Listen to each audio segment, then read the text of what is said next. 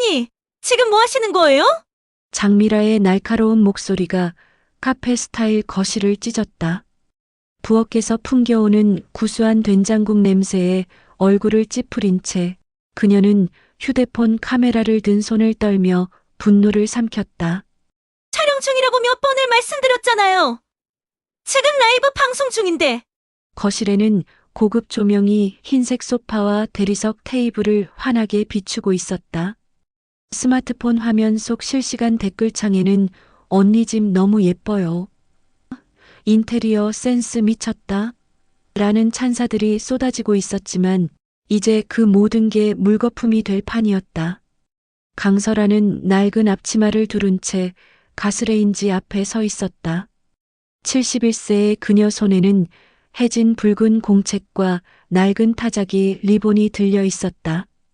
고개를 숙인 채 조용히 국을 저으며 입가에는 어떤 말도 담지 않고 있었다. 미라는 억지로 카메라 앞에서 미소를 지으며 급히 말했다. 죄송해요. 시청자 여러분. 잠깐 기술적인 문제가 있어서. 그리고는 화면을 끄고 부엌으로 성큼성큼 걸어갔다. 어머님, 지금 뭐 하세요? 미라의 목소리에는 짜증이 역력했다. 촬영 중이라고 몇 번을 말씀드렸잖아요. 요즘 누가 이런 냄새를 풍겨요? 미라가 손으로 코를 막으며 눈살을 찌푸렸다. 손님들 올 건데 촬영 다 망치잖아요. 진짜 눈치 없으시네. 옆에서 아들 윤태주도 스마트폰을 들여다보며 맞장구를 쳤다. 엄마, 제발 좀 눈치 보세요. 우리도 먹고 살아야 한다고요. 요즘 경쟁이 얼마나 치열한데. 태주는 계속해서 휴대폰 화면을 확인하며 중얼거렸다. 팔로워 수가 떨어지면 스폰서들이 다 빠져나가요. 브랜드 이미지 관리가 얼마나 중요한지 아세요? 미라는 더욱 날카로운 목소리로 소리쳤다.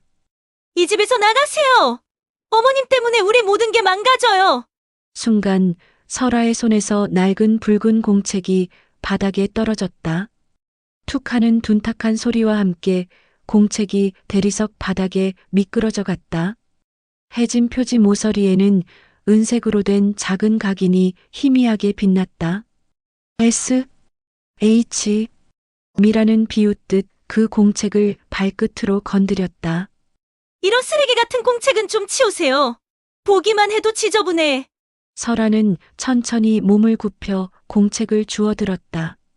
그녀의 얼굴에는 어떤 표정도 드러나지 않았지만 눈동자 깊은 곳에서 무언가 단단한 빛이 스쳐 지나갔다. 공책을 가슴에 꼭 끌어안은 그녀가 처음으로 입을 열었다. 그 공책 절대 펼치지 마라. 목소리는 낮았지만 묘하게 위엄이 서려 있었다. 마치 오랜 세월 단련된 무언가가 그 한마디에 담겨 있는 것 같았다. 잠시 정막이 흘렀다. 하지만 며느리는 아랑곳하지 않고 다시 카메라 각도를 맞추며 손을 흔들었다. 됐고요, 어머니. 그냥 나가세요. 저희 촬영 일정 망치지 마시고요. 설아는 그 말을 들으며 고개를 숙였지만 그녀의 등에는 굽혀지지 않는 무언가가 남아 있었다. 아무도 몰랐다. 그 낡고 해진 공책 속에 숨겨진 진실이 이 집안의 운명을 송두리째 뒤집을 거라는 것을. 거실에서는 다시 미라의 밝은 목소리가 울려 퍼졌다. 죄송해요. 시청자 여러분. 이제 다시 시작할게요. 겨울밤의 찬 바람이 좁은 골목을 휘돌았다. 가로등 불빛이 희미하게 반짝이는 사이로 강설아는 무거운 발걸음을 옮겼다. 그녀의 손에는 여전히 그 붉은 공책이 꼭 쥐어져 있었다. 아들 집에서 쫓겨난 지 1시간. 설아는 낡은 외투깃을 세우며 골목 끝 공중전화 부스 앞에 멈춰섰다. 오래된 부스는 형광등이 깜빡이며 불안정한 빛을 내뿜고 있었다. 마치 그녀의 마음처럼. 작은 가방을 바닥에 내려놓은 설아는 외투 속 깊숙한 주머니를 뒤졌다. 동전 몇 개가 손끝에 차갑게 닿았다. 수십 년 동안 간직해온 단 하나뿐인 번호를 기억해내며 그녀는 천천히 다이얼을 돌렸다. 째깍째깍. 차갑게 울리는 동전 투입음이 적막한 밤 공기를 가르고 이어서 신호음이 길게 이어졌다. 여보세요? 전화기 너머로 나지막한 여성의 목소리가 들려왔다. 혜림 씨, 설아의 목소리는 더 이상 구겨진 노인의 것이 아니었다. 낮고 단단한 힘이 담겨 있었다. 강설아예요. 전화기 너머에서 숨이 멎는 소리가 들렸다. 긴 침묵이 흐른 뒤 떨리는 목소리가 되돌아왔다. 선생님! 설마? 정말 선생님이세요? 서혜림의 목소리에는 믿을 수 없다는 듯한 떨림이 배어 있었다. 20년 동안 기다렸습니다. 설아는 공중전화 부스 유리창에 기댄 채 고개를 들어 하늘을 바라봤다. 구름 사이로 희미하게 보이는 별 하나가 그녀를 내려다보고 있었다. 이제 때가 됐습니다. 그녀의 목소리에는 오랜 결심이 서려 있었다. 타자기 리본을 다시 감을 때가 온 것 같네요. 전화기 너머로 혜림의 흐느끼는 소리가 희미하게 들려왔다. 선생님, 정말로 돌아오시는 거예요? 네. 이제는 내 이야기를 세상에 돌려줄 때입니다. 설아는 붉은 공책을 가슴에 꼭 안으며 말했다. 나 혼자만 품고 있을 순 없으니까요.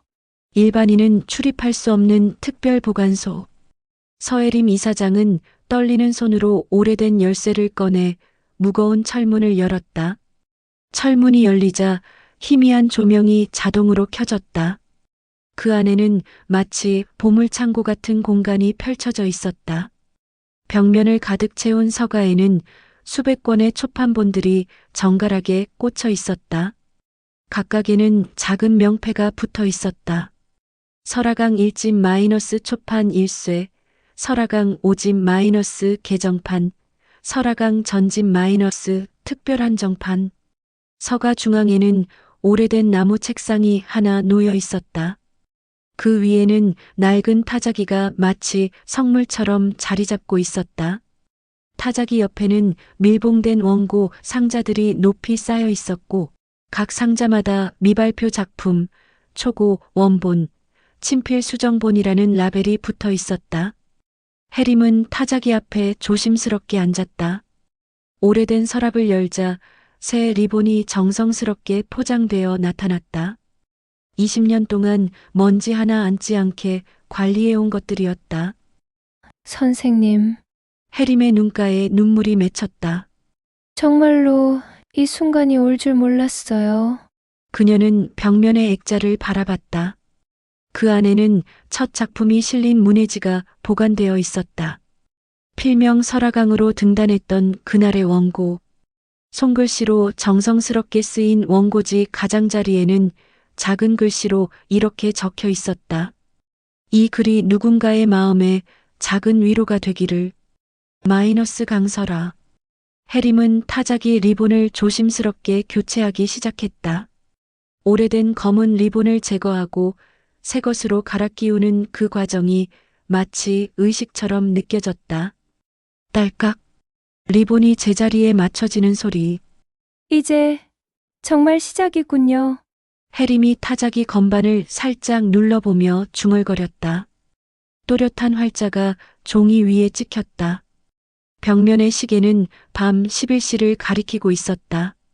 하지만 이곳에서는 시간이 멈춘 것 같았다. 20년이라는 긴 침묵을 깨고 드디어 전설이 깨어나는 순간이었다. 혜림은 책상 서랍에서 낡은 수첩을 꺼냈다. 거기에는 20년 동안 기록해온 메모들이 빼곡히 적혀 있었다. 선생님 안부 확인, 작품 제출관 문의, 저작권 관리, 팬레터 보관. 선생님의 부재 중에도 독자들은 계속 기다리고 있었어요. 혜림이 수첩을 넘기며 말했다.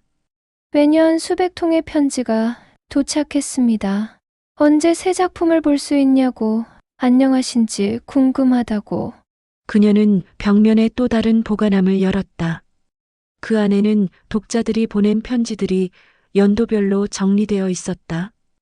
초등학생의 삐뚤빼뚤한 글씨부터 대학생의 정성스러운 편지, 중년 독자의 감사 인사까지. 이제 모든 준비가 끝났다. 타자기는 새 리본으로 무장했고 20년간의 기다림도 끝이 보였다. 세상은 아직 모르고 있었다. 벼룩시장에서 헌책을 파는 초라한 할머니가 사실은 온 나라가 사랑하는 작가라는 것을. 아침 7시 윤태주는 평소와 같이 편의점으로 향했다. 어젯밤 어머니를 내쫓은 일이 마음에 걸렸지만 미라가 이제야 제대로 된 콘텐츠를 만들 수 있다며 기뻐하는 모습을 보니 그럭저럭 괜찮다는 생각이 들었다. 가판대 앞에 서서 습관적으로 신문을 집어든 태주의 움직임이 갑자기 멈췄다. 은둔의 국민작가 설아강 20년 만에 정체 공개. 문해재단 출범. 120억 첫 출연. 매년 저작권료 전액 기부. 굵은 활자가 눈을 찌르듯 박혀 있었다. 하지만 더 충격적인 것은 그 아래 실린 사진이었다. 정장을 단정히 차려입고 기자들 앞에서 당당히 서 있는 낯익은 얼굴. 강설아. 그의 어머니였다. 설화강? 태주의 입에서 흔들리는 목소리가 새어나왔다. 설마. 그는 황급히 신문을 펼쳤다.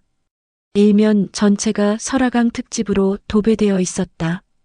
데뷔작부터 최근작까지의 책 표지들, 역대 베스트셀러 순위, 그리고 중앙에는 어제 열린 기자회견 사진이 크게 실려 있었다. 태주의 다리가 휘청거렸다. 편의점 직원이 걱정스러운 눈으로 바라봤지만 그는 아무것도 보이지 않았다. 신문 속 어머니의 모습만이 눈에 들어왔다. 전날 오후 3시 한국문학출판사 기자회견실. 수십 대의 카메라가 작은 강당을 가득 메웠다. 문학 기자들뿐만 아니라 각 방송사의 메인 뉴스팀까지 몰려들었다. 설화강 정체 공개라는 소식이 전해지자 온 언론계가 들썩였다. 20년 동안 단 한 번도 공개석상에 나타나지 않았던 작가가 드디어 국민 작가라는 타이틀에 걸맞게 정말 많은 기자들이 모였네요. 웅성거리는 소리가 회의실을 가득 채웠다. 그때 뒤쪽 문이 열리며 서혜림 이사장이 들어왔다. 그 뒤로 검은색 정장을 입은 여성이 따라 들어왔다. 강설아였다. 하지만 어제 아들 집에서 쫓겨났던 그 초라한 모습은 온데간데 없었다. 단정히 빗어올린 머리, 품격 있는 정장, 그리고 무엇보다 당당한 어깨선. 그녀의 손에는 여전히 그 붉은 공책이 들려 있었다. 카메라 플래시가 터지기 시작했다. 설아는 연단에 서서 잠시 회장을 둘러봤다. 그녀의 눈빛에는 흔들림이 없었다. 안녕하세요. 설아의 목소리가 마이크를 통해 울려 퍼졌다. 저는 강설아입니다. 그리고 지난 20년간 설화강이라는 필명으로 여러분과 만나왔습니다. 회장이 순식간에 조용해졌다. 몇몇 기자들은 숨을 죽인 채 받아 적기에 바빴다. 오늘 이 자리에 선 이유는 단순합니다. 설아가 붉은 공책을 연단 위에 올려놓으며 말했다. 이제는 숨어 있을 이유가 없어졌기 때문입니다. 한 기자가 손을 들었다. 선생님, 20년 동안 은둔하신 특별한 이유가 있으신가요? 설아는 잠시 생각에 잠긴 후 답했다. 글쓰기는 혼자 하는 일입니다. 하지만 그 글이 세상에 나가서 만드는 변화는 혼자서는 할 수 없는 일이죠. 이제 그 변화에 직접 참여하고 싶어졌습니다. 구체적으로 어떤 활동을 계획하고 계신가요? 설아의 눈빛이 한층 더 또렷해졌다. 오늘 문해재단을 정식으로 출범합니다.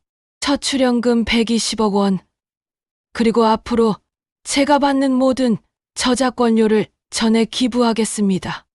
회장이 다시 술렁였다. 120억이라는 거액에 기자들의 눈이 휘둥그레졌다. 재단의 목적은 간단합니다. 설아가 계속 말했다. 책 때문에 꿈이 멈춘 아이들의 마음을 다시 넘기는 것입니다. 가난 때문에 공부를 포기하는 학생들에게 장학금을, 책을 읽고 싶지만 접근할 수 없는 곳에는 이동 도서관을 보내겠습니다. 한 젊은 기자가 질문했다. 선생님께서는 여전히 타자기로 작업하신다고 들었는데 특별한 이유가 있나요? 설아는 처음으로 미소를 지었다. 리본을 감아야 문장이 이어집니다. 사람도 마찬가지지요. 그 말에 회장의 공기가 한순간 정적에 잠겼다. 깊은 의미가 담긴 한마디였다. 타자기는 한 글자 정성스럽게 써야 합니다. 지우개로 쉽게 지울 수도 없고 되돌릴 수도 없죠. 인생도 그렇습니다. 한 번 내뱉은 말, 한 번 저지른 실수는 되돌릴 수 없어요. 그래서 더욱 신중해야 하고 더욱 정성을 들여야 합니다. 설아는 연단 위에 붉은 공책을 가볍게 만지며 말을 이었다. 하지만 리본이 끊어지면 새로 감으면 됩니다. 인생도 마찬가지예요. 관계가 끊어지면 다시 이어야 하고 마음이 상하면 다시 치료해야 합니다. 그것이 제가 이 재단을 통해 하고 싶은 일입니다. 기자회견이 끝난 후 설아는 출판사 로비에서 혜림과 대화를 나눴다. 선생님, 정말 괜찮으신가요? 혜림이 걱정스럽게 물었다. 가족들이 알게 되면 설아는 창밖을 바라보며 조용히 답했다. 이미 늦었어요. 그들은 진작에 저를 가족으로 여기지 않았으니까요. 태주는 신문을 움켜쥔 채 그 자리에 서 있었다. 기사 말미에는 이런 문장이 적혀 있었다. 설아강 작가는 1955년생으로 슬아에 아들 한 명을 두고 있다. 하지만 가족과는 오랫동안 소원한 관계를 유지해왔으며 이번 재단 설립에 대해서도 가족의 동의나 참여는 없을 것이라고 밝혔다. 동의나 참여는 없을 것이다. 태주의 입술이 바르르 떨렸다. 어젯밤 자신이 어머니에게 했던 말들이 머릿속에서 메아리쳤다. 우리도 먹고 살아야 한다고요. 엄마, 제발 좀 눈치 보세요. 그때까지만 해도 그녀는 단순히 헌책을 파는 늙은 어머니였다. 하지만 지금 신문 속 그녀는 온 나라가 우러러보는 작가였다. 그리고 120억이라는 상상할 수 없는 돈을 가진 거부였다. 태주는 휴대폰을 꺼내 미라에게 전화를 걸었다. 하지만 전화벨은 울리기만 할 뿐 받지 않았다. 아마 또 라이브 방송 중일 것이다. 이게 뭔? 태주가 중얼거리며 주저앉았다. 그는 신문을 다시 펼쳐보았다. 어머니의 사진을 자세히 들여다보니 그동안 자신이 얼마나 눈이 멀어 있었는지 깨달았다. 그 단단한 눈빛, 그 당당한 자세. 이 모든 것이 그녀 안에 원래 있었던 것이었다. 편의점 직원이 다가와서 조심스럽게 물었다. 손님, 괜찮으세요? 신문 사실 거예요? 태주는 고개를 들어 직원을 바라봤다. 그리고 떨리는 목소리로 말했다. 예, 사겠습니다. 전부 다. 문해재단 건물 앞에는 이미 기자들이 몰려 있었다. 신문과 뉴스를 통해 설아강의 정체가 공개된 지 이틀, 연일 화제의 중심이 되고 있었다. 태주와 미라는 허름한 옷차림으로 건물 입구에 나타났다. 어제까지만 해도 명품으로 치장했던 미라의 모습은 온데간데 없었다. 두 사람 모두 며칠 잠들지 못한 듯 핏기 없는 얼굴이었다. 저희가 설화강 선생의 아들, 며느리입니다. 태주가 경비원에게 떨리는 목소리로 말했다. 제발 한 번만 뵙게 해주세요. 경비원은 무정하게 고개를 저었다. 죄송합니다. 회장님께서는 면회를 원치 않으신다고 하셨습니다. 연애가 아니라 미라가 앞으로 나서며 애원했다. 저희가 가족이에요. 친아들이라고요. 하지만 경비원들은 꿈쩍도 하지 않았다. 오히려 더 단단히 길을 막아섰다. 그 순간 태주는 갑자기 대리석 바닥에 무릎을 꿇었다. 어머니, 불효자식이 왔습니다. 로비에 있던 모든 사람들의 시선이 한꺼번에 쏠렸다. 재단 직원들, 방문객들, 그리고 몰래 따라온 기자들까지. 태주의 목소리는 로비 전체에 울려 퍼졌다. 제발 한 번만 용서해 주세요. 저희가 잘못했습니다. 미라도 눈물을 쏟으며 함께 무릎을 꿇었다. 어머니, 저희가 정말 몰랐어요. 다시 시작할 기회를 주세요. 협업, 아니, 후원도 같이 할 수 있잖아요. 사람들이 웅성거리기 시작했다. 몇몇은 동정어린 눈으로 바라봤고 또 다른 이들은 휴대폰으로 영상을 찍기 시작했다. 바로 그때 로비 안쪽에서 정장을 입은 중년 남성이 걸어 나왔다. 정우석 변호사였다. 그의 손에는 두꺼운 서류 봉투가 들려 있었다. 윤태주 씨, 장미라 씨, 정 변호사의 목소리는 차갑고 정확했다. 강설아 선생의 법적 뜻을 전달하겠습니다. 그는 무표정하게 서류 봉투를 두 사람 앞 바닥에 던졌다. 첫째, 친자관계 부존재 확인 소송이 접수되었습니다. 강설아 선생은 더 이상 귀하들을 법적 가족으로 인정하지 않습니다. 태주의 얼굴이 새파랗게 질렸다. 둘째, 접근 금지 명령이 발효됩니다. 오늘 이후 선생 반경 100m 이내 접근은 금지되며 위반 시 법적 조치를 취하겠습니다. 셋째, 정 변호사가 마지막 카드를 꺼냈다. 모든 저작권 및 재산은 문해재단에 귀속되며 귀하들에게는 단 한 푼도 상속되지 않습니다. 미라가 그대로 바닥에 주저앉았다. 이럴 수가. 그래도 피부치인데. 정 변보사는 서류 가방에서 또 다른 문서를 꺼냈다. 참고로 이것은 타자기 감정서입니다. 귀하들이 거실벽에 붙여둔 그 유행 문구 포스터. 그것이 설화강 선생의 작품에서 발췌한 문장임이 확인되었습니다. 태주가 고개를 번쩍 들었다. 뭐라고요? 타자 활자의 간격과 특성이 완전히 일치합니다. 아이러니하게도 귀하들은 어머니를 모욕하면서도 어머니의 문장을 집 안에 걸어두고 살았던 셈이죠. 그 말에 태주는 완전히 말을 잃었다. 집에서 그토록 자랑스럽게 내건 인테리어 소품이 사실은 어머니의 작품이었다니. 정 변호사는 차갑게 마무리했다. 강설화 선생께서는 두 분을 이미 고인이 된 자식으로 여기신다고 전하라고 하셨습니다. 로비 위 2층 난간. 검은 정장을 입은 설아가 조용히 그들을 내려다보고 있었다. 그녀의 손에는 여전히 그 붉은 공책이 들려 있었다. 태주와 미라가 올려다봤지만 설아의 눈빛에는 흔들림도 연민도 없었다. 오직 완전한 단절의 의지만이 남아 있었다. 그녀는 천천히 몸을 돌려 사라졌다. 마치 그들이 처음부터 존재하지 않았던 것처럼. 로비에는 태주와 미라의 흐느끼는 소리만이 메아리치고 있었다. 문해재단 강당에는 장학생들과 독거노인들이 모여 있었다. 설아는 연단에 서서 붉은 공책을 들고 있었다. 여러분, 오늘부터는 돈 걱정 때문에 꿈을 포기하지 마세요. 이 할머니가 든든한 뒷배가 되어드리겠습니다. 박수가 터져 나왔다. 그때 관객석 한 모서리에서 작은 손이 올라갔다. 12세 소년 도연이었다. 할머니, 저 그림을 좋아해요. 하지만 아빠가 학원비가 없다고. 설아는 붉은 공책을 펼쳤다. 도연아, 내가 몰래 그려둔 그림들을 봤단다.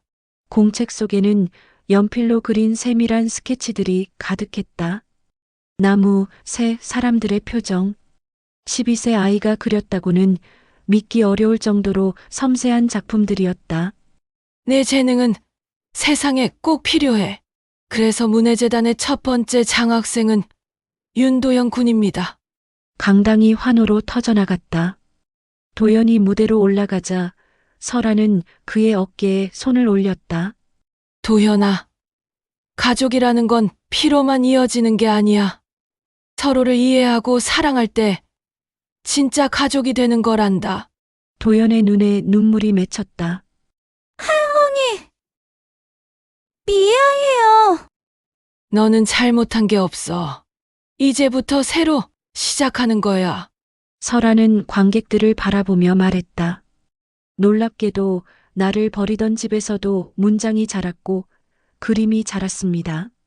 미움 속에서도 예술은 싹트고 상처 속에서도 꿈은 자라나는 것 같습니다. 강당 한편에는 비어있는 자리가 2개 있었다. 태주와 미라가 앉았어야 할 자리였다. 하지만 접근 금지 명령으로 인해 그들은 없었다. 설아의 시선이 잠시 그 빈자리에 머물렀다. 아쉬움보다는 평온함이 있었다. 오늘부터 문해재단은 여러분의 집입니다. 이곳에서는 누구도 혼자가 아닙니다. 행사 후 설아는 도연과 재단 정원에 앉아 있었다. 할머니, 아빠는 언제쯤? 도연아, 사람의 마음도 타자기와 같아. 리본이 끊어지면 새로 감아야 하지. 하지만 그 리본을 감으려는 마음이 있어야 해.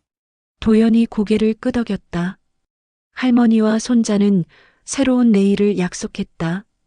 붉은 공책은 이제 더 이상 비밀이 아니라 희망으로 가득 찬 새로운 이야기의 첫 페이지가 되어 있었다. 책의 리본을 다시 감듯 끊어진 마음도 다시 이어야 합니다. 하지만 탐욕과 욕심으로 손을 뻗는다면 아무리 가까운 피부치라도 그 리본은 영영 끊어질 뿐입니다. 진정한 가족은 피가 아니라 마음으로 만들어지는 것입니다.